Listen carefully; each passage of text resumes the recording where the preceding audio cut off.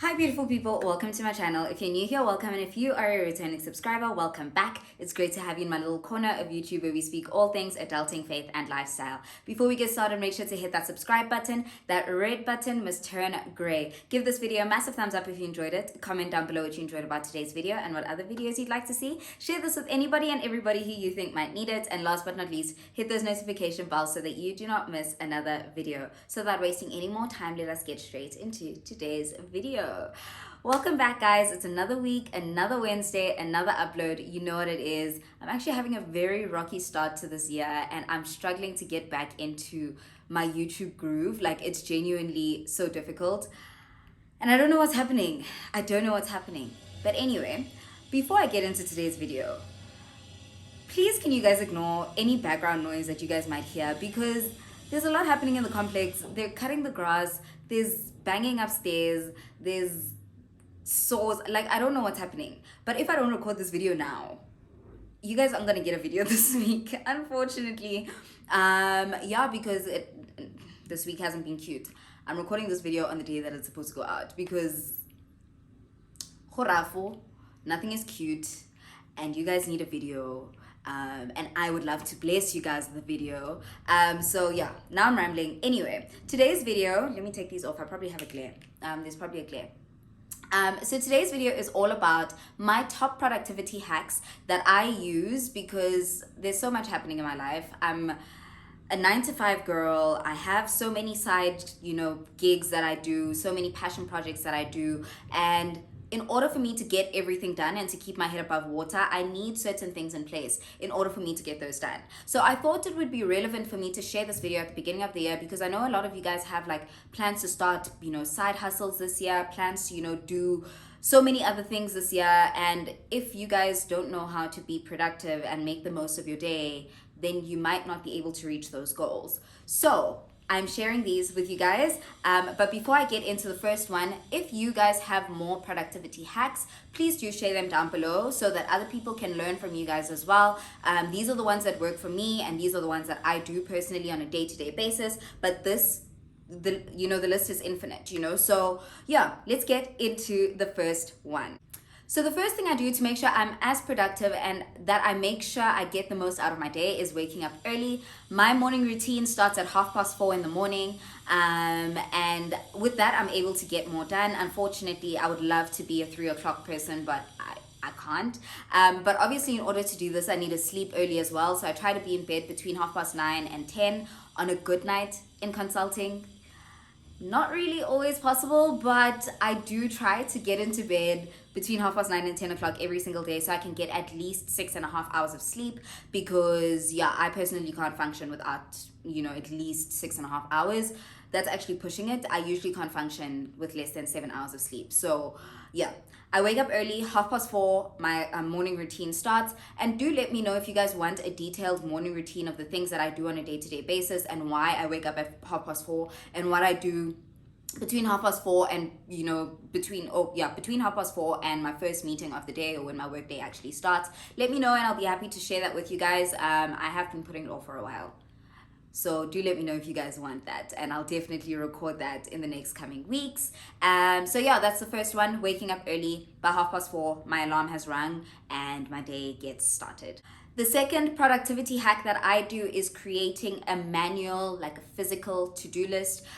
Personally, I love pen on paper, and scratching off a task is so rewarding after you've completed that task, instead of just like pressing a button on your phone screen or whatever. So I create physical to-do lists, and I also structure them in order of priority. So I, get the biggest tasks. So I put the biggest tasks at the beginning, or at the top of my page, and the tasks that have deadlines at the top of my page. And then, the small, lower priority ones are what I would leave for the bottom, just in case I have time for them.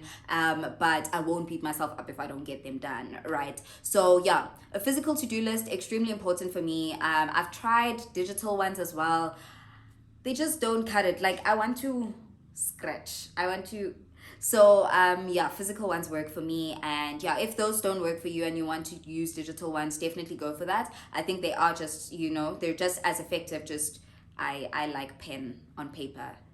I'm really old school like that. So yeah, that's the second productivity hack that I use. Also with this, the one thing that I used to do was create a list with like 10 items, and I would expect myself to get those things done every single day.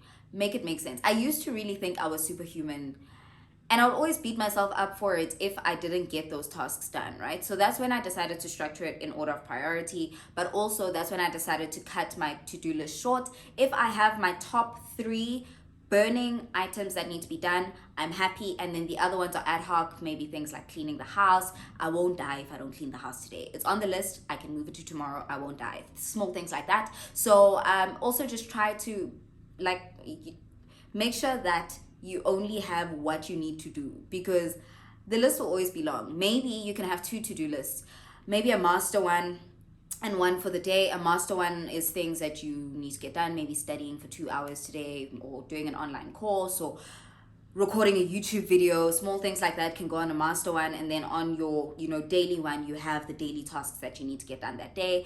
But yeah, I used to combine those, and it used to freak me out, and I used to feel like I'm a non-achiever because I wouldn't get to the other tasks, and I'm not a robot, so yeah, so that's that. Just keep that in mind when creating your to-do lists. The third thing I do is block out my calendar.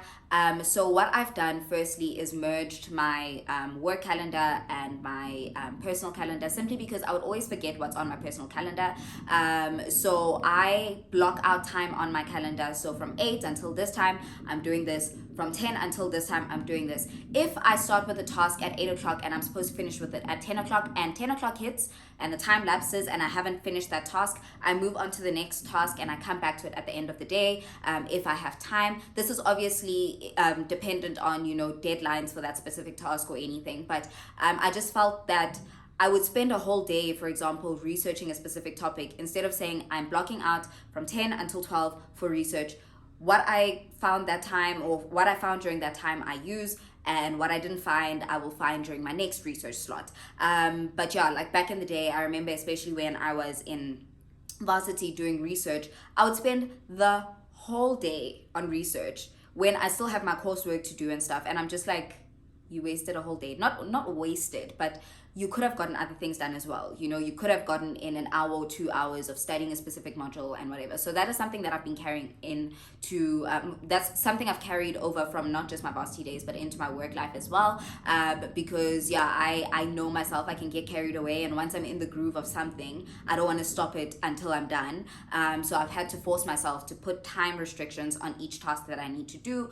If I spend over an hour on working out, it's time to stop. The hour has been done, or the time has lapsed.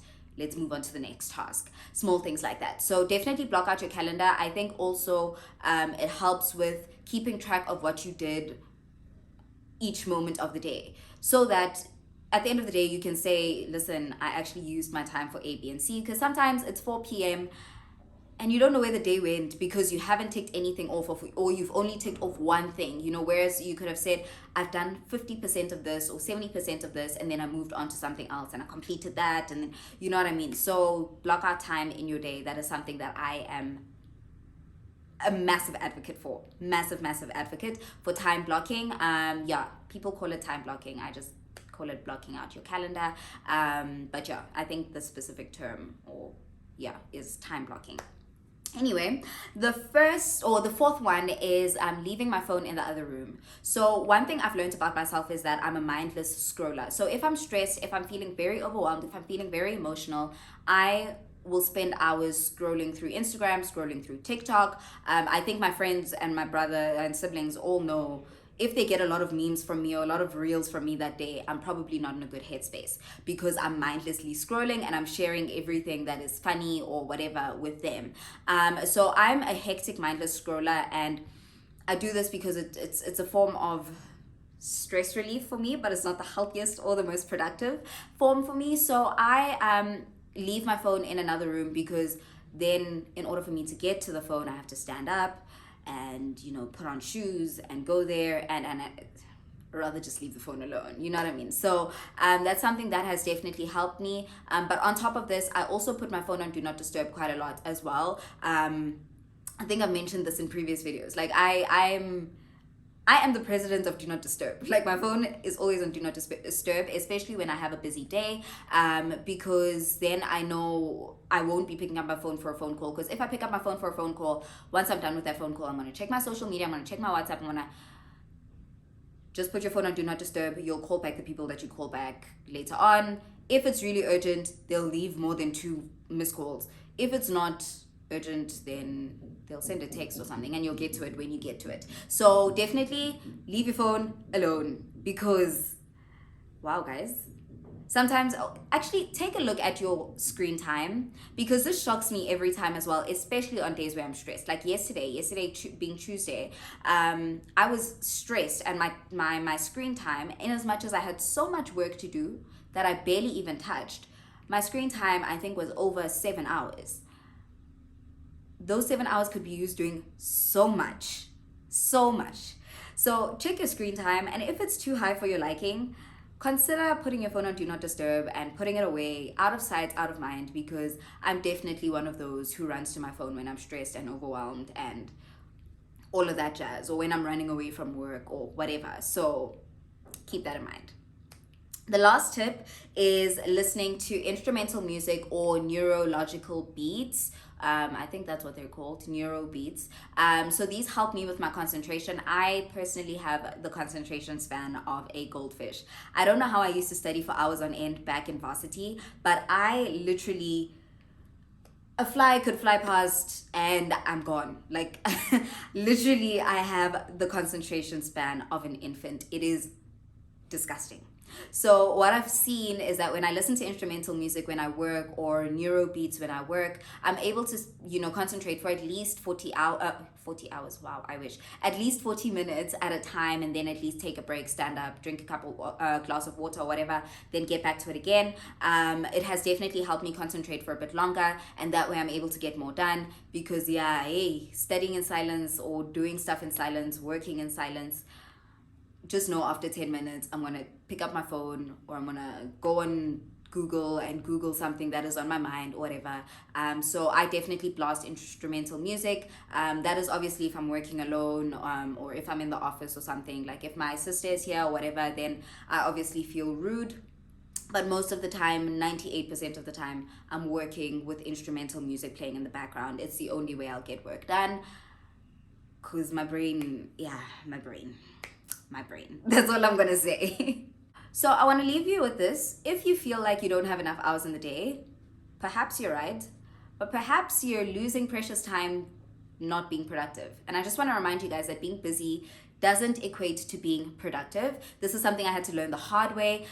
So definitely introspect and figure out if you're just busy or if you're being productive with everything that you're doing on a day-to-day basis. Look at yourself, audit your time, see what you're spending your time doing. Are you spending too much time washing dishes? If so, why are you letting your dishes, pile up? Are you spending too much time sorting out your laundry? If so, are you leaving it to pile up? Do it every 4th day instead of every 2 weeks. Small things like that. Audit your life and see where each moment of the day is going. I'm not saying be strict with yourself and be like a robot, but sometimes we don't realize that we're wasting valuable time on things that can be cut in half if we do them more frequently, or if we cut that out of the day, or if you spend less time on your phone, or if you spend less time on Netflix and all of that stuff.